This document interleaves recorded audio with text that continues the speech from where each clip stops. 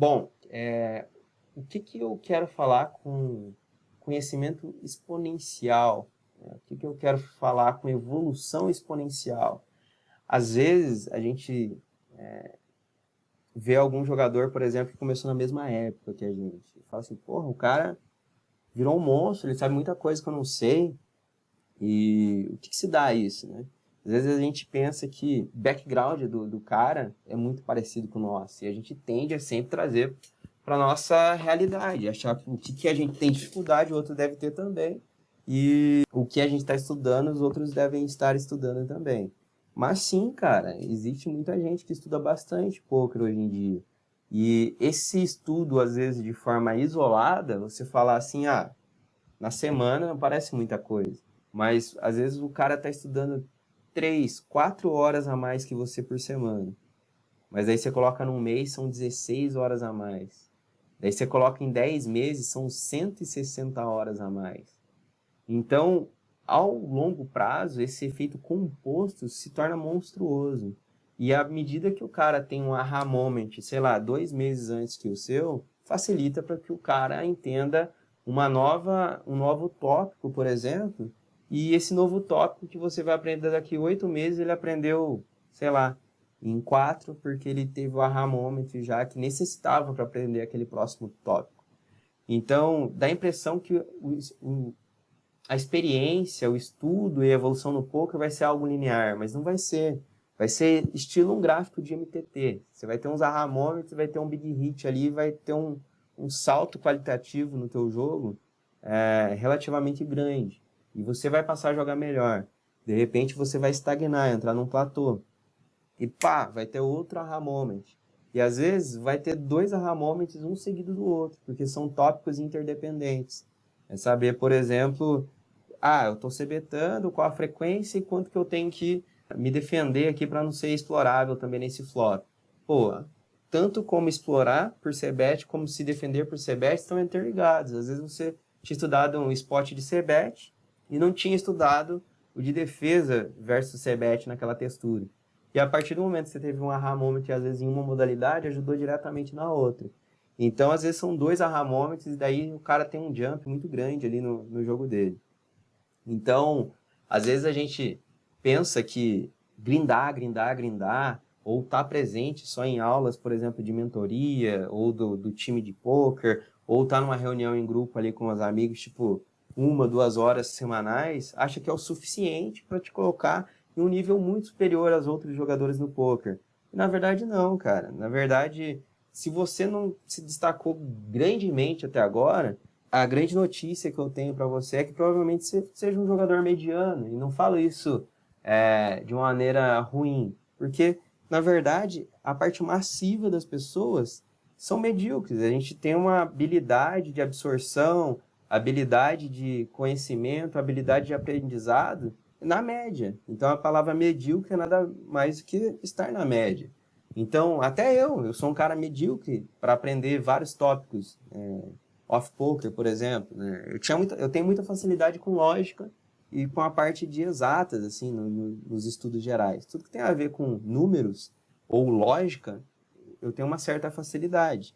Mas isso também se deu ao fato de que em algum dado momento lá atrás, eu notei que eu tinha um pouco de facilidade e passei a me dedicar mais ainda a essas áreas. E daí foi onde eu realmente criei uma facilidade cognitiva nessa área muito grande, né? Por exemplo, eu passei em 5 federais, mas não implica que eu sou mais inteligente que outras pessoas, e sim que eu tenho facilidade para matérias didáticas, né? Matérias do ensino que é aplicado nas escolas de hoje em dia, que são aplicadas nos vestibulares. Mas no mundo dos negócios, sei lá, a habilidade emocional, tem diversos leaks que outras pessoas, por exemplo, podem não ter. E isso se dá para tudo na vida. Às vezes um cara vai ter muita facilidade para aprender um tópico de poker, mas em um outro tópico dentro do próprio poker o cara vai apanhar, sabe? Às vezes restil o cara vai ser um monstro, mas se bet flop o cara erra todas as sizes, por exemplo.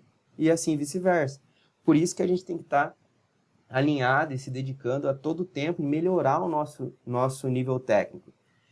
Então, agora eu vou falar sobre uma história que é uma metáfora, mas essa história ficou há muito tempo na minha cabeça, porque dentro da minha vida isso fez muito sentido, porque eu já me deparei várias vezes dessa forma, em achar que não estava progredindo, e de repente dar uma parada e as coisas começarem a fluir novamente. Então essa metáfora é a seguinte: em uma certa região lá do Texas, foi lançado um campeonato, né, um torneio assim, de cortar lenha. E várias pessoas queriam se inscrever porque a premiação em dinheiro para o primeiro lugar era muito grande.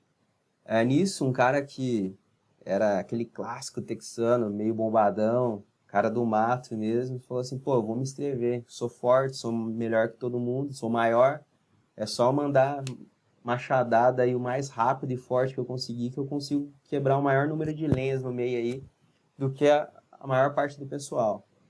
E vários amigos desse cara realmente incentivaram ele a se inscrever. Falou: ó, já é tua, tá no papo.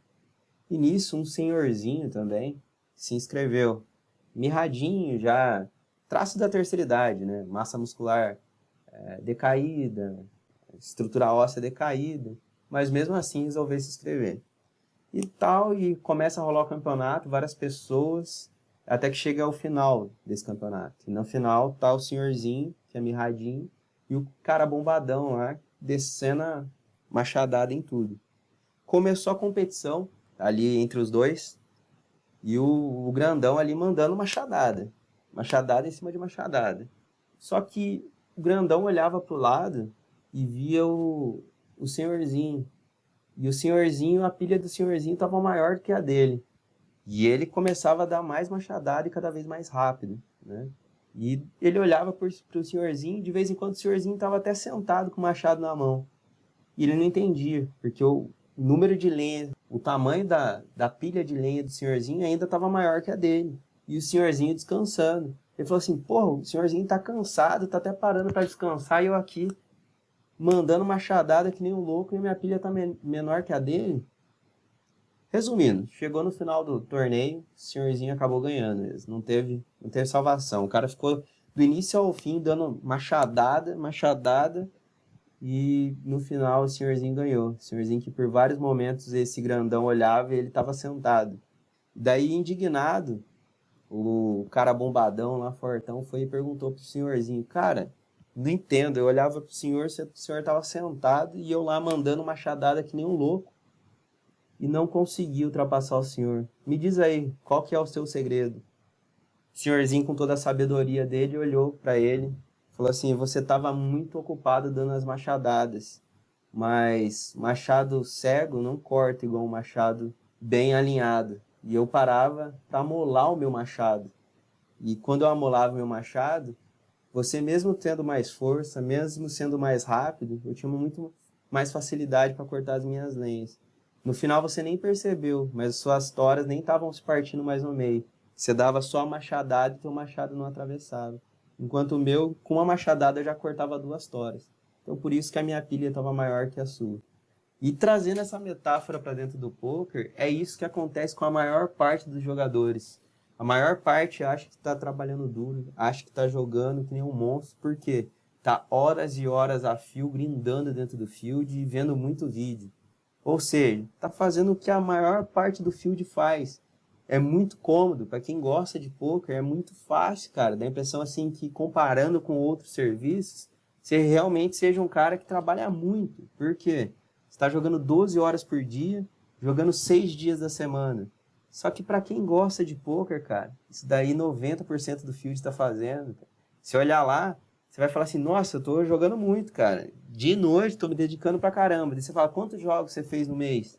Cara, 1.500 jogos. Só que você vai ver, tem mais umas 1.000 pessoas só no Brasil que fizeram 1.500 jogos esse mês. Então, como você vai se destacar desses caras fazendo a mesma coisa que esses caras estão fazendo, sabe? Então, trazendo a metáfora do machado pro poker, às vezes é necessário sim grindar menos e afiar o nosso machado, colocar mais estudos específicos e detalhados e profundos dentro do nosso poker. Da mesma forma que tem muita gente grindando, aí alucinadamente 6 dias por semana, 12 horas por dia, são raros os jogadores que pegam ali com consistência, estudam 2 horas por dia, mãos selecionadas, olha as stats no tracker, tenta alinhar suas stats e vão progredindo tópico a tópico, desde o pré-flop, depois flop, turn e river, tirando todas as suas dúvidas, estudando uma semana ali CM, outra semana range de resteel, outra semana range de c-bet, defesa de c-bet, tribet em posição, tribet fora de posição. Isso quase ninguém faz, cara. Então é aí que a gente consegue gerar um diferencial, uma disruptura do field. Não é assistindo um vídeo no Sensei, não é vendo vidinho de challenge no YouTube. Isso daí todo mundo tá fazendo, não é grindando 12 horas por dia. Então, às vezes, é necessário sim, às vezes, parar de grindar 1.500 jogos por mês e passar a grindar 1.000. E no lugar de fazer esses 500 jogos extra, passar a estudar com constância todo dia, se dedicar a conteúdos de maior profundidade para que você, na dificuldade de entender aquele conteúdo, consiga gerar mais conexões nos seus neurônios e assim ter uma evolução exponencial, realmente disruptir do field. Quando eu volto a falar do Luan Leonel, é isso aí que aconteceu com ele, cara, o pseudo fruto. Era um cara que até 2016 tinha um jogo totalmente explorativo, era bom, mas ele passou a estudar monstruosamente horas e horas de PioSolver. Não só para ele, mas ele estudava para ele várias horas por dia e depois ainda passava o estudo mastigado para os alunos dele. Então, pensa nisso, repetido de horas e horas, semana a semana, desde o final de 2016 até os dias de hoje. Quantas horas de estudo de PioSolver, de spots complexos ele não tem? E não é aquele estudo que você viu um professor falando e pegou já masterizado, pegou algo já mastigado para você. Ele pegou, ele atribuía as ranges, ele colocava as size que ele achava que poderia ser melhor, comparava os EVs por EV para ver qual jogada era melhor, tentava entender a lógica do solver. Ele pegou a parte difícil do estudo, ele não pegou mastigado de alguém. E por isso que ele hoje tem um edge absurdo sobre o field até de $215. Bom, já falei como evoluir de maneira expressiva, mas agora eu vou dar algumas dicas do que pode ser feito para colocar isso em prática, não ficar só aqui na aula de hoje no Mindset. Porém, não necessariamente a ordem que eu listei aqui está atrelado à efetividade do meio utilizado para evoluir. Isso também é peculiar de cada pessoa. Tem pessoa que vai absorver melhor estudando sozinho, tem pessoa que vai absorver melhor estudando em grupo, tem pessoa que vai absorver melhor tendo um coach privado, tem pessoa que vai absorver melhor assistindo um vídeo no Sensei e assim por diante. Porém, um não substitui o outro. São todas maneiras diferentes de entrar conteúdo. Então, errado é aquele que acha assim, vou parar de estudar em grupo porque eu vou pagar um coach particular e vou estudar só com o meu coach lá, só com o meu mentor. E tá fazendo correto. Não, cara. Estudo, quanto mais você diferencia as formas que entram o conteúdo para você, melhor teu cérebro consegue se adaptar àquela nova informação e ter criatividade para usar ela. Mas ele consegue masterizar, entender com clareza e aplicar em outros cenários. Então, se você vê vídeo, mas também tem um mentor, e fora o mentor você estuda em grupo, fora em grupo você estuda sozinho, você estuda de diversas formas diferentes, seu cérebro vai absorvendo e fazendo conexões diferentes. E isso faz com que talvez você consiga ter aha moments de uma maneira mais facilitada que outros players. Então, e isso aqui não se aplica só ao poker, não. Se aplica a qualquer outra coisa. Então, pode dar a impressão que eu estou falando disso para o poker, mas eu estou falando disso da maneira de você aprender o conteúdo e realmente evoluir de forma mais rápida e massiva em qualquer área. Seja você um programador, seja você um cara que evolui no marketing digital, um cara que quer estudar matemática, física quântica, isso se aplica a tudo. Então, vamos lá. Mas para o poker, os conselhos que eu dou e as formas que pode. Contratar um coach privado, aquele cara que vai te passar alguns tópicos já mastigados. Isso daí eu acho que grande parte das pessoas fazem, né? Entrar para um time de poker é uma maneira de estudar, sabe? Alguns se dão bem jogando sem a carga de ter que investir o próprio dinheiro, jogando para um time, mesmo que com isso tenha que ceder 50% do lucro dos seus ganhos. E também não faz tanta diferença, porque não é em micro e low stakes que a galera vai ficar rica. E, geralmente quem joga para um time joga por dois motivos, ou pelo aprendizado, ou para jogar jogos que ele não tem o bankroll para jogar. Geralmente, quando o cara entra para um time de micro e low, ele está atrás do aprendizado. E é isso realmente que está valendo ali. O cara conseguir pegar um acompanhamento numa reta, ter aulas semanais, ter o networking com outras pessoas. Às vezes ele não está tão antenado às coisas que estão acontecendo no poker, mas o instrutor chega, pegou lá de outro lugar e trouxe para ele mastigado, sendo que sozinho ele nunca teria tido contato com aquele conteúdo. Então, são pequenos detalhes que acabam somando e também entrar para um time ser uma maneira de conseguir evoluir de forma rápida dentro do poker. Contratar uma mentoria, né? Há uma diferença entre coach privado e mentoria. Mentoria, você tem um acesso maior ao instrutor. Você pode chegar para ele e mandar uma mensagem no WhatsApp. Você pode chegar para ele e mandar uma mensagem no Skype a qualquer hora do dia. Não é só aquele negocinho, a gente tem uma aula agendada, segunda-feira, 3 horas. Passou das 3 horas, você não tem mais contato com o cara, ou tem tipo aquele contato assim, essa mão aqui, você acha bacana? Mandei uma mãozinha para ele. Não, cara. O mentor, ele serve também para apontar alguns caminhos, como dar direcionamento também em áreas como gestão de bankroll, que grade, quais sites vão jogar, como que deve estudar, e assim por diante. Ou seja, o mentor é aquele cara que vai te acompanhar e dar conselho. Mentoria em si é isso. Tem as aulas da mentoria? Tem, claro, faz parte. Qualquer mentoria ter aulas técnicas para a pessoa poder evoluir. Mas também está ali para dar um suporte, um direcionamento para você decidir o que é melhor, o que vai ser mais benéfico para você. Às vezes você tem uma dúvida e o seu instrutor, o seu mentor, já passou por aquilo em algum dado momento da carreira dele. Então ele vai ser um agente facilitador para você ter uma escolha mais efetiva nessa área. Então contratar uma mentoria, diga-se de passagem, é uma das melhores formas também de se aprender e evoluir de forma rápida dentro do poker. Voltando a esse dado da mentoria, também entra em específico essa mentoria que a gente está desenvolvendo na Laver. Porque é uma mentoria que eu digo que é muito, muito completa. Porque ele tem as aulas e vai ficar ali as aulas no portal. Então o aluno às vezes não está presente na aula ali, ao vivo, mas ele tem acesso a qualquer hora do dia para poder masterizar aquele conteúdo em vídeo. Fora isso, ele tem um networking com os outros alunos, sabe? Por mais que a galera não está interagindo muito. Beleza, mas vai e chama fulano ou beltrano que você acha que tem um nível técnico melhor ali no privado mesmo. Falou, você tem estudado? O que você tem estudado? Eu te vi no field ontem e assim por diante. Só de você ter o contato com os caras, poder falar em aberto com eles, acaba facilitando muita coisa. Então, se a pessoa souber explorar realmente a mentoria, eu diria que é nuts, né?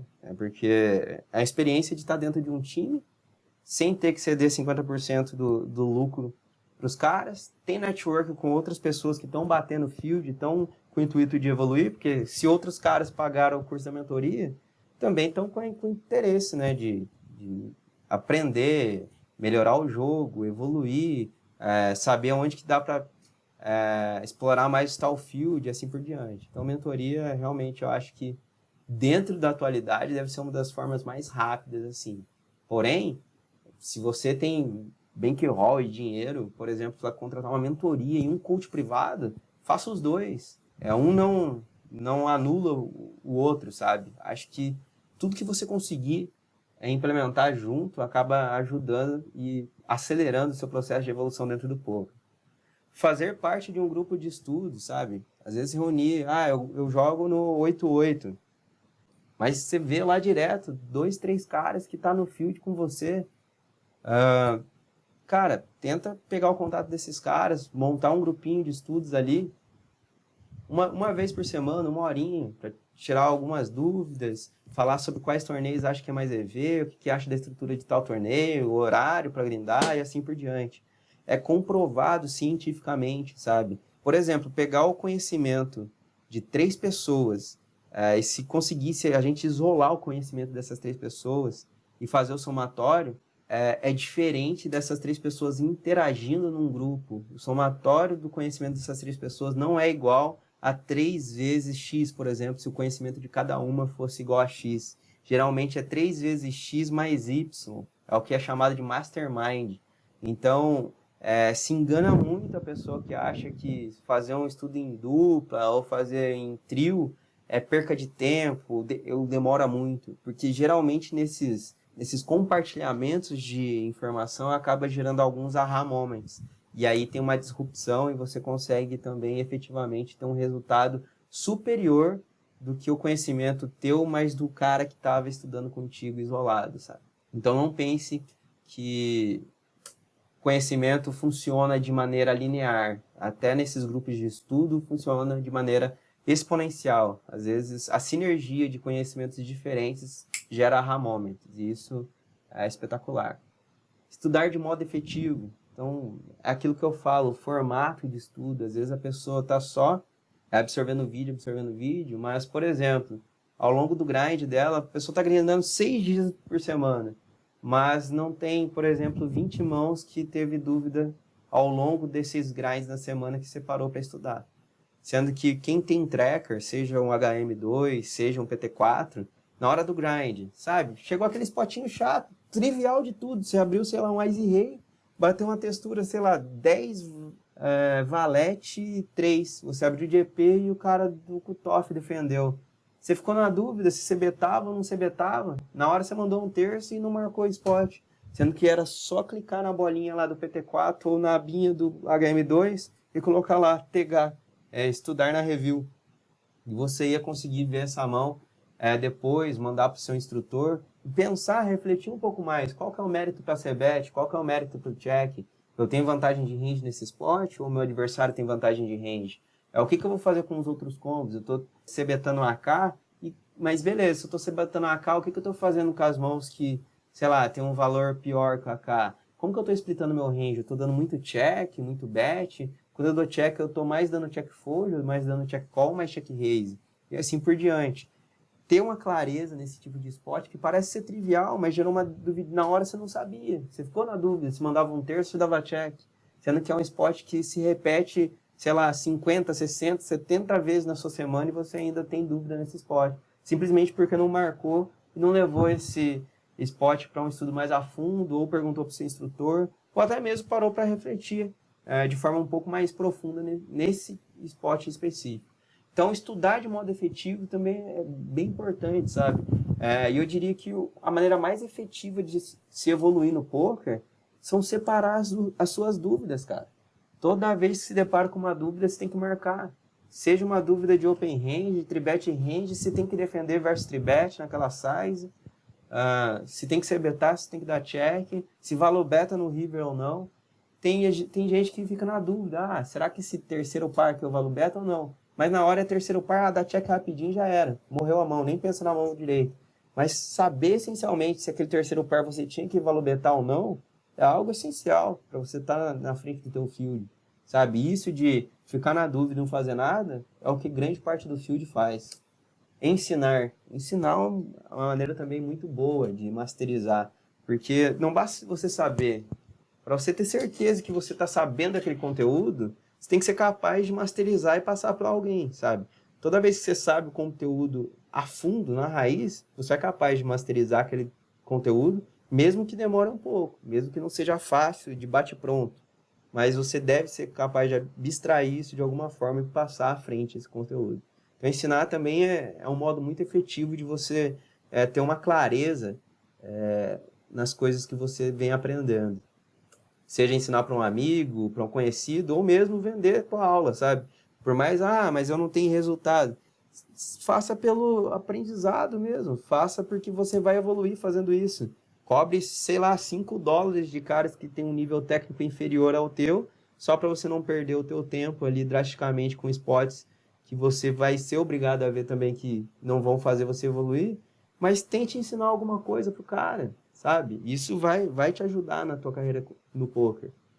Estudar materiais complexos e densos, né? Já falei que isso gera mais conexões neurais e fortalece suas conexões neurais. Hard work, virar a chave, pagar o preço. Tem muita gente que acha que o hard work é grindar. Na verdade, esse daí é o soft work, é a parte suave, é a parte tranquila do poker, grindar. O hard work em si seria realmente colocar ali 2 horas de estudo diário, por exemplo, e um dia da semana separar para fazer um grupo de estudo, um intensivão ali, estudar umas 6 horas no dia. Isso é hard work, sabe? Os top jogadores mundiais estudam muito. Engana estupidamente quem acha que, por exemplo, o Linus Love, ele só grinda, quando ele tá grindando, ele deve estar passeando e torrando os milhões de dólares que ele fez esses últimos anos. Cara, esses caras estudam absurdamente mais que vocês. Os caras que já sabem muito estão estudando mais que vocês. Então, acho que vai dar humildade de todo mundo e do reconhecimento, de pegar e saber, porra, se o cara que está anos-luz na minha frente em conhecimento técnico está estudando 40 horas semanais, quem sou eu que mal sei o meu range de Raise First Team, de EP, com 30 blinds, falar aqui de cabeça, eu não sei isso, eu não sei o que eu defendo, versus uma tribet num field que eu tô jogando, de MTT, numa profundidade de 50 BBs efetivos, se eu não tenho info nenhuma do cara, o que eu defendo quando eu abro do button versus small blind? A pessoa às vezes não sabe essas perguntas triviais. E os caras lá que já sabem tudo e mais um pouco de poker estão estudando 40 horas por dia. E esses caras estão estudando 30 minutos de poker por dia e assistindo 2 vídeos no Sensei lá no final do semana e achando que tá trabalhando duro. Não que ele não esteja trabalhando. Tá trabalhando, pô. Tá se esforçando. Mas não tá tendo um esforço de quem almeja realmente se destacar ou evoluir drasticamente dentro do field. Se você quer fazer isso, tem que pagar o preço. Eu li há pouco tempo atrás o livro O Poder da Ação, do Paulo Vieira. E ele fala muito sobre isso, sabe? Se você quer ter resultados exponenciais, expressivos, coloca trabalho duro de forma orientada, de forma massiva, mais do que outras pessoas no seu ramo, na sua área, estão colocando. Sabe, você quer ter resultado na academia, por exemplo?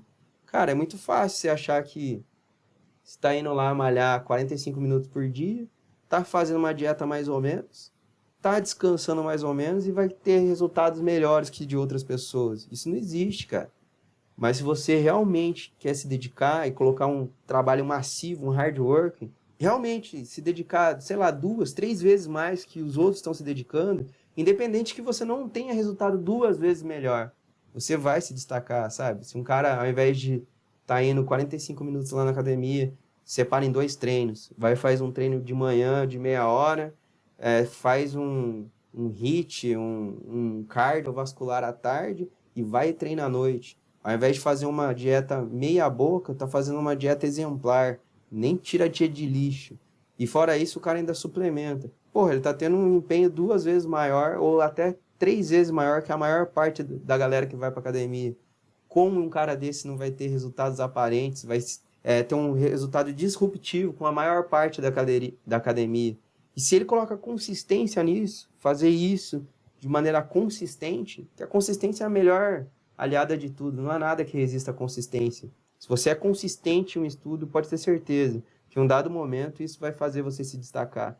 Então coloca esse cara treinando 2 vezes mais que os outros, fazendo uma dieta impecável, suplementando coisas que os outros não estão suplementando e coloca isso com consistência ao longo de 2 anos, ele fazendo isso e o outro lá, às vezes vai na academia 3 meses, para 1 mês, faz a dieta 2 meses, para 1 mês, enquanto ele tá 2 anos seguidos. Cara, esse cara vai virar bodybuilder, vai estar em nível de competição daqui 2 anos, enquanto o outro, às vezes nem parece que tá treinando, parece que é um cara que, sei lá, só tem um físico atlético, né? Parece que tem um corpo de genética. Então, hard work também tem que ser intensivo e tem que ser orientado. A gente realmente pagar o preço para conseguir atingir níveis muito superiores àquilo que a maior parte das pessoas estão atingindo. Seja proativo, sabe? Às vezes ser muito passivo, querer que tudo seja mastigado, que, o professor marcou a aula terça-feira de tribet. Vamos esperar até a aula de tribet, sabe? Não, se mexe, cara. Vai em cima, vai atrás. Já separa uns spots de tribet que talvez você tenha dúvida. Já vê quais são as suas principais dúvidas em relação a tribet. Faz ali 3, 4 perguntinhas que você há muito tempo tem dúvida nesse spot, mas já que vai ter aula de tribet na terça, deixa eu preparar aqui essas 3 perguntas aqui, que é o meu momento para tirar essas dúvidas. Vai que meu professor já está ali no ritmo e consegue explicar isso aqui de maneira fácil para mim. Né? Teve 3 spots aqui de tribet que, putz, eu não consegui saber qual que era melhor, se eu checava, se eu betava, No River fiquei na dúvida se eu pagava, se eu chovava. E assim por diante, separa os spots, sabe? Às vezes você não tá fazendo nada no grupo, vai estudar, por que não já... Basta mandar ali no grupo, cara. Ou, vou ir estudar agora, se alguém tiver afim, só colar. Esse simples fato de uma frase não mudou nada, você vai estudar, vindo alguém ou não vindo. Mas se toda vez que você for estudar e chamar alguém, às vezes pode ser que uma palavra dessa outra pessoa, um esporte que a pessoa tem uma visão diferente, gere um aha moment. Então, seja mais proativo, vá mais atrás também das coisas, sabe? Busque a excelência em tudo que for fazer.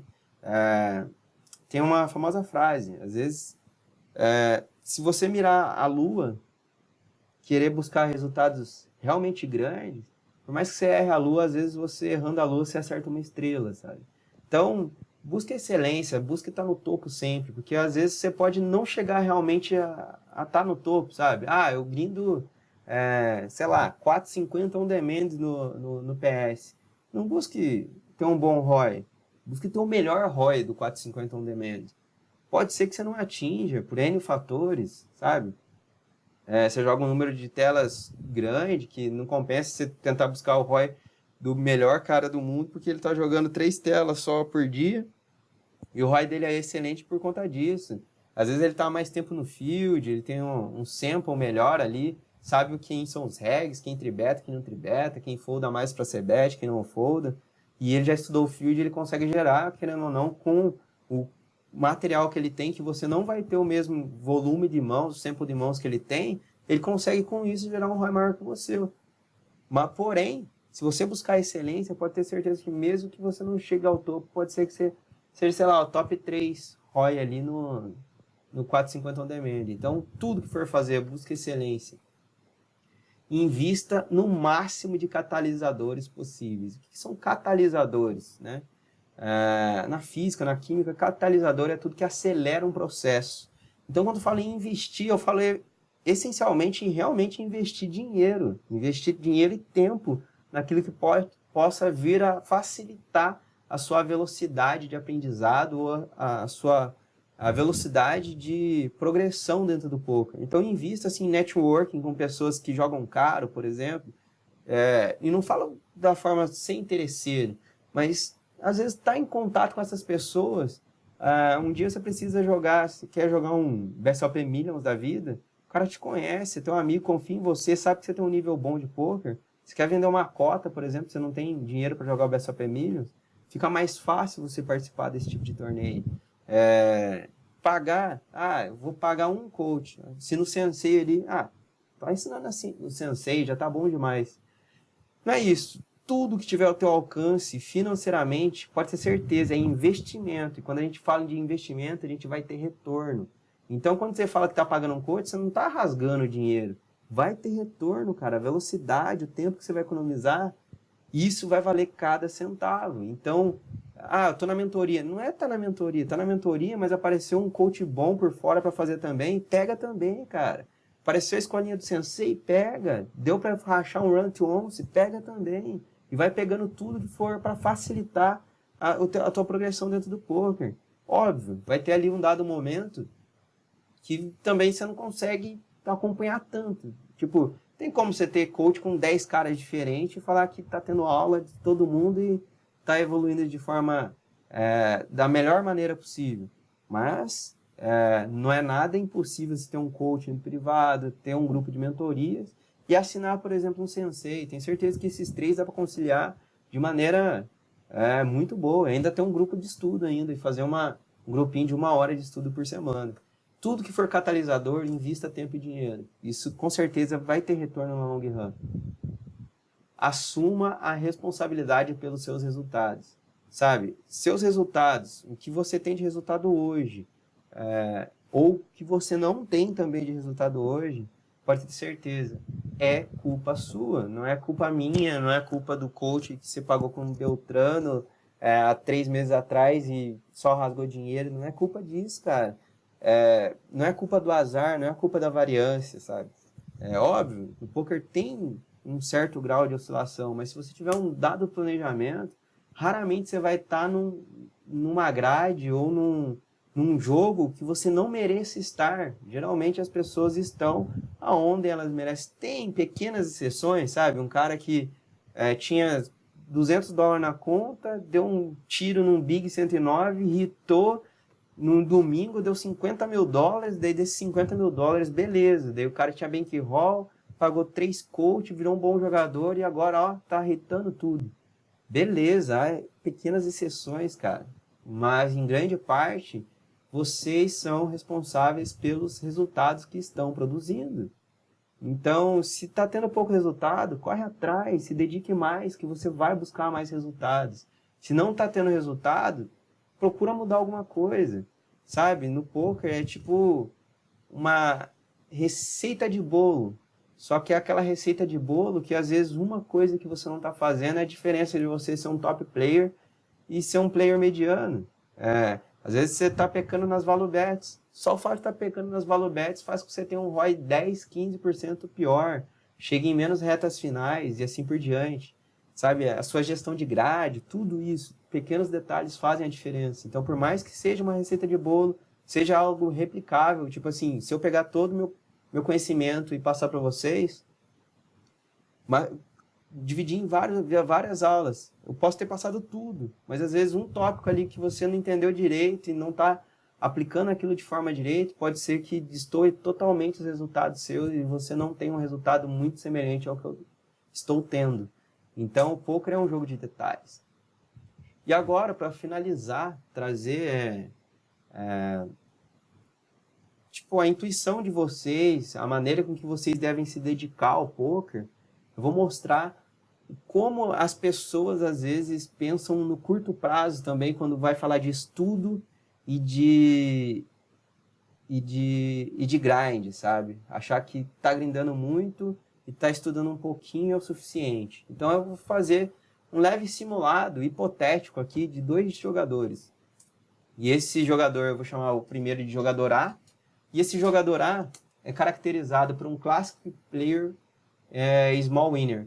Ou seja, aquele clássico jogador que acabou de conhecer o poker, já tem um nível ali de poker, já está começando a bater os micro stakes. Só que esse cara, ele gosta de grindar. Ele grinda massivo e não se dedica aos estudos complexos nem nada. Então é aquele clássico player small winner. Ele grinda bastante, estuda pouco, cerca de 30 minutos por dia, e vê mais uns 2 vídeos ou 2 aulas em grupo por semana.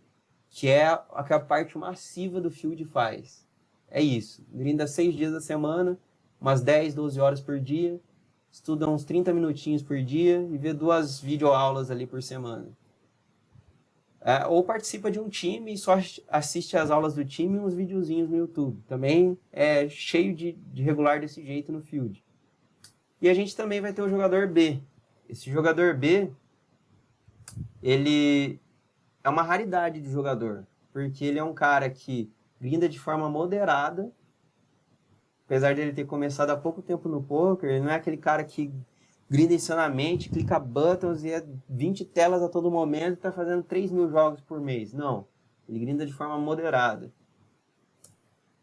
E ele estuda muito, de diversas formas diferentes.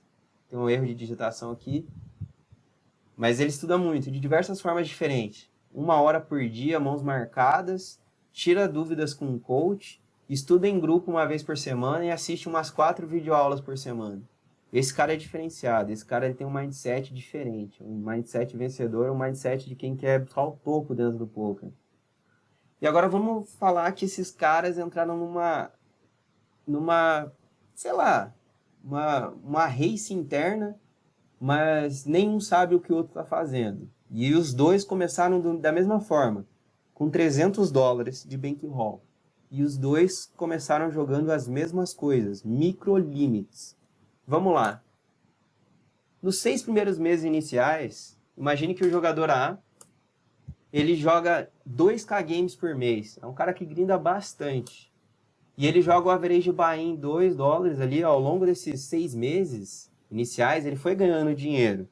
Né? Então ele começou com $300, sei lá, começou jogando 50 cents e $1 180 players, por exemplo. Porque ele começou com um gerenciamento de bankroll ali meio conservador, mas ele queria volumar, ele queria colocar volume, e ele passou um mês, 2 meses ali, ele saiu dos $300 dele e foi, sei lá, para $1.000.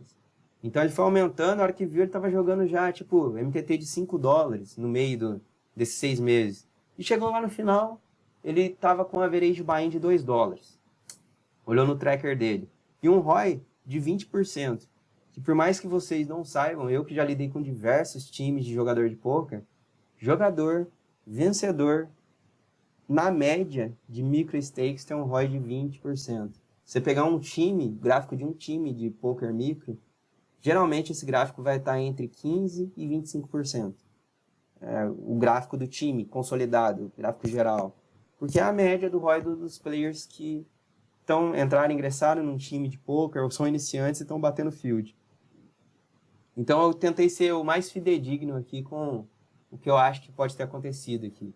Então, nesses 6 meses iniciais, se ele jogou 2.000 jogos por mês, em 6 meses ele gerou 12.000 jogos, 12.000 games. Um average buy de $2 e um ROI de 20%. No total, ele ganhou ao final desses 6 meses $4.800. Nesses $4.800, que é trivial desses jogadores, que são small winners, sei lá, tá jogando por conta, vai fazer saque. E esse jogador, ele nem pensa muito no que ele tá ganhando, no que ele quer para a vida dele. Ele é winner, ele só pensa nisso, ele tá grindando bastante, uma hora vai vir o big hit e ele é winner. E ele na média tirou uns $400 por mês do bankroll dele para fazer as suas despesas, sair, comprar um mimo para ele, alguma coisa assim. E com isso deu ao final desses 6 meses 2.000. E no final desses 6 meses, então, com os $4.800 que ele profitou, menos os 2.400 que ele sacou ao final de 6 meses, com saque médio de $400, mais o bankroll inicial dele de $300, deu um total de $2.700 final ali, o bankroll dele.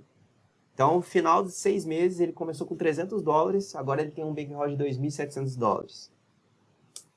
O jogador B, em contrapartida, é um cara que, ao invés de grindar 2.000 jogos por mês, grindou na média 1.000 jogos por mês. Porque ele estudava bem mais, ele fazia grupo de estudo, tá? Então ele nem conseguia jogar 1.000 jogos. Só que, por conta dos estudos, a confiança, jogar um número menor de telas, tal, ele selecionava melhor os torneios também. Ele teve um average buy-in de $2,50. E o ROI dele, porque ele estudou muito, tinha um coach, pagou, sei lá, Sensei, Run to Once, Line Up, entre outros. Por conta disso, esse cara desenvolveu um ROI de 30%. Então, esse cara, ao final de 6 meses, ele gerou 6.000 jogos, um average buy-in de $2,50 e um ROI de 30%. O que deu para ele de lucro $4.500. Só que esse jogador, como ele estava em contato com um coach, uma mentoria, um grupo de estudos, um mastermind já mais focado na evolução, ele fazia saques menores. Ao invés de $400, ele era um pouquinho mais comedido. Fazia saques de $300 por mês. E ele, no total desses 6 meses, ele tirou $1.800 de saque para fazer as coisas dele. Só que fora isso, ele gastou mais $500, por exemplo, pagando 5 meses de Run to Once. E ele, desde o começo, era muito focado nos estudos. Então, aqui ele já começou, nos primeiros 6 meses dele, ele já investiu ali, sei lá, R$ 1.800 em conhecimento, basicamente. Fora os estudos que ele fazia sozinho, estudos em grupo e assim por diante. Tirando o que ele sacou, mais o que ele gastou com escola de poker, com o bankroll inicial, ele ficou com um BR de $2.500 no final. Do 7º mês até fechar o primeiro ano, o jogador A, ele jogou mais 2.000 jogos na média por mês, um average buy-in com uma gestão de 400 ABI, um average buy-in de 6,75.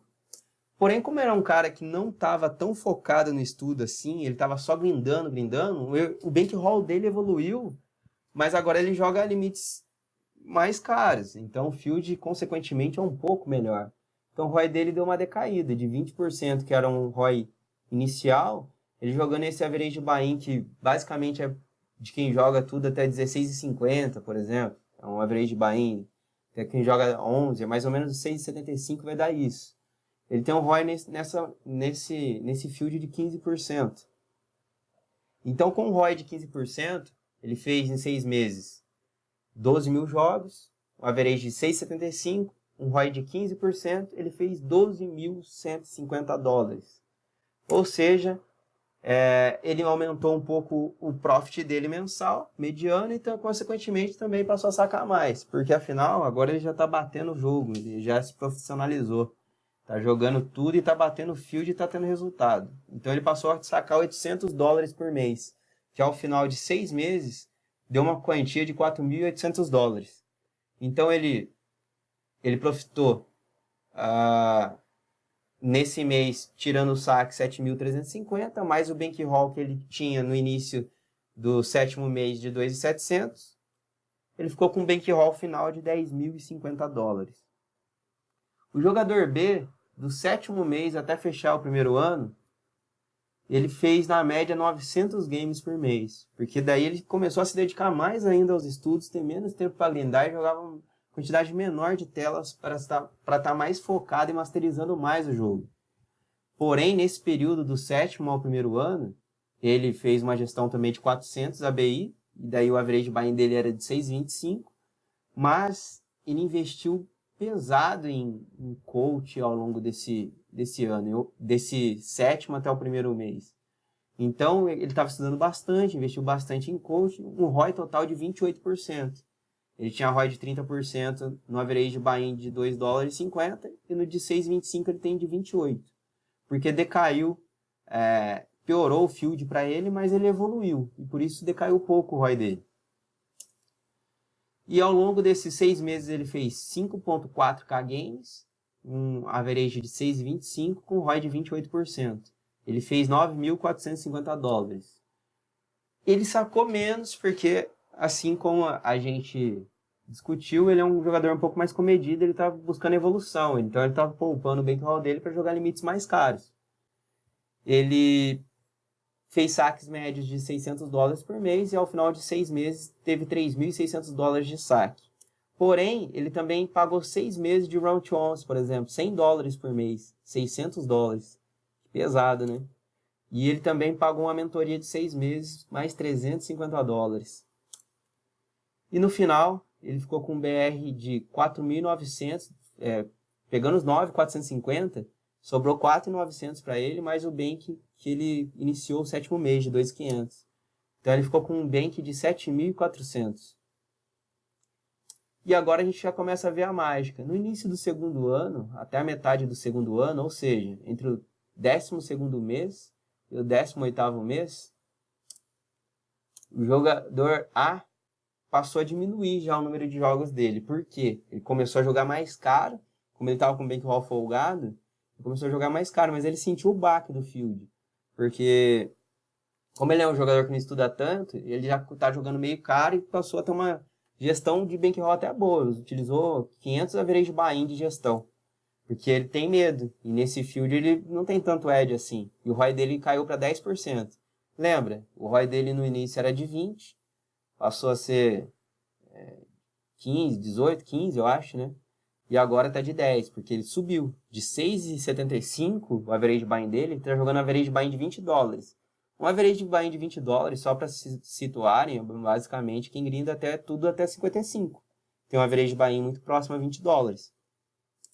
Então ele tá grindando tudo até 55, e ao longo dos 6 meses do 2º ano dele, ele fez 9.000 jogos, no average buy-in de $20 e um ROI de 10%. Então ele profitou $18.000 nos 6 primeiros meses. Desses $18.000, ele fez saques de $1.000 por mês. Ou seja, totalizou $6.000 de saque. E o BR final dele ficou em 12.000, mais o bank que ele iniciou o 2º ano dele. Ele ficou com $22.050. Agora o jogador B.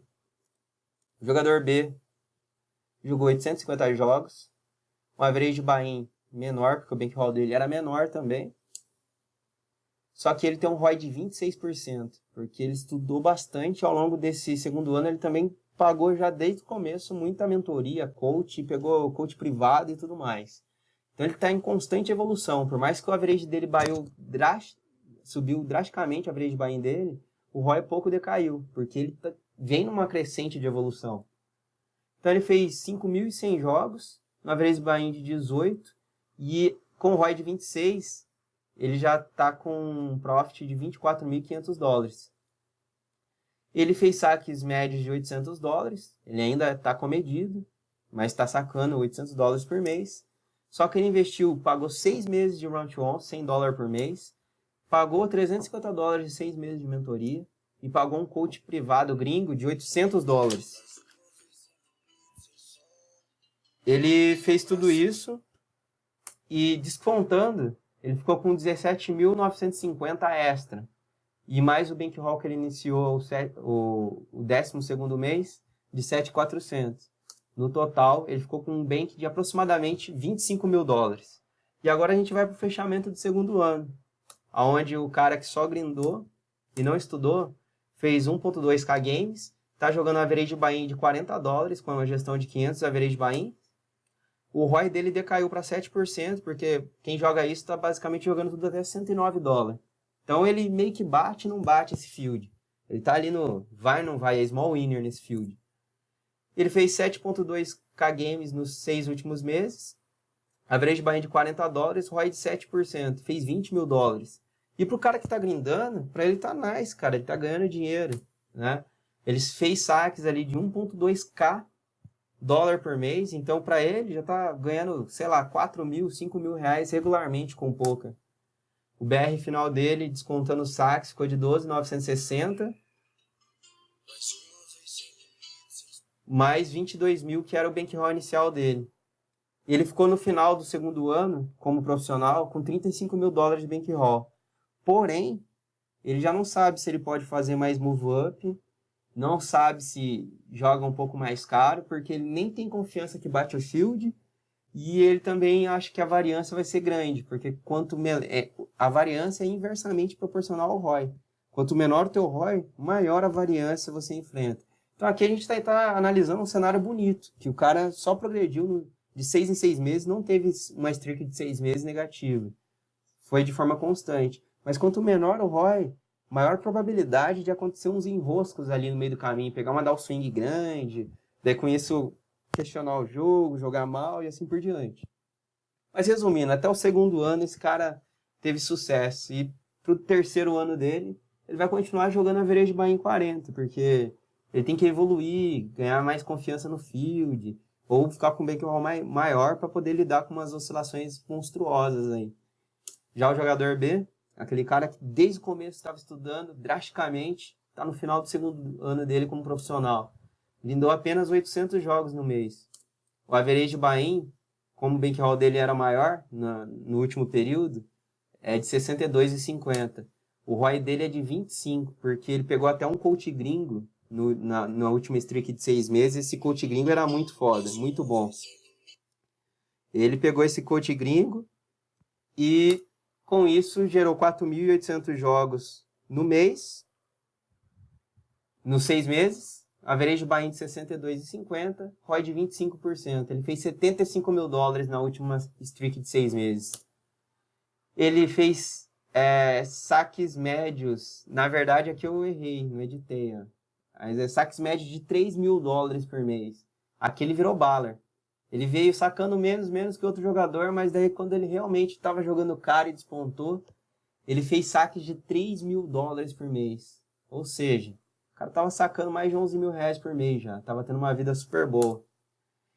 Mesmo assim, ele investia $600 na Round 11, $350 de mentoria e pagou $3.000 num coach muito top. Nível tipo Wayne F, Ister, Martin, etc. Apenas exemplos desses coaches. Mas ele pegou um coach muito pica. Investiu $3.000 no coach. Cara, sabe que é pra socar quase R$10.000 num coach bom? Mas esse cara fez isso. E com isso, ele conseguiu manter esse ROI de 25% aí no average de $62. E conseguiu ter vários aha moments durante esse período e deixar o jogo dele redondinho. No final desse sétimo período, desse final aí do segundo ano dele, ele conseguiu, mesmo com os descontos, acrescentar $53.000 ao bankroll dele E no final ele tem um bankroll de 78 mil dólares, o outro tem 35. E ele tem nível para fazer move up ainda, tem bankroll para fazer move up e tem confiança para fazer move up. Então, por mais que no curto prazo pareça que a gente está fazendo um bom negócio em jogar e deixar de lado os estudos, pode ter certeza que no long run, não investimento em estudo de qualidade, estudar de forma profunda, investimentos em catalisadores, de coach, no longo prazo é exponencial a diferença que isso causa na carreira de jogador de poker de vocês. Então, se fosse para dar uma dica assim, para vocês, aqui eu falei basicamente de valores, mas lá no primeiro slide dos jogadores A e B, eu distingui bem. Um cara basicamente fazia o que o Field faz e o outro cara ele estava sendo um jogador raro, que ele estava investindo grande parte dos ganhos dele em coach, mentoria, escolas de poker, e também ele estava estudando mais, ele estava marcando mais mãos, estava estudando em grupo e fazendo estudos realmente mais efetivos. Então, na long run, isso vai fazer total diferença na carreira de vocês, galera. Então, sejam mais proativos, busquem mais conhecimento, que pode, às vezes, não parecer num curto prazo, que você está tendo vantagem em relação a outro jogador que está jogando o dobro que você. E, às vezes, até parece que todo mundo está fazendo a mesma coisa, sabe? Mas não. Se você se dedicar de forma diferente do que o Field está fazendo e buscar mais conhecimento, pode ter certeza que num longo prazo, que nem é tão longo assim, falando de 2, 3 anos aí, você vai explodir no poker e o cara que está só grindando, pode ser que ele até se torne vencedor, mas ele não vai ter a mesma competência técnica e qualidade técnica que a sua. Então essa é a aula de hoje, espero que vocês tenham gostado. E agora eu vou abrir aí 5 minutos para qualquer feedback de vocês. E caso não tenha feedback de ninguém, nenhum tipo de pergunta, estão liberados por hoje.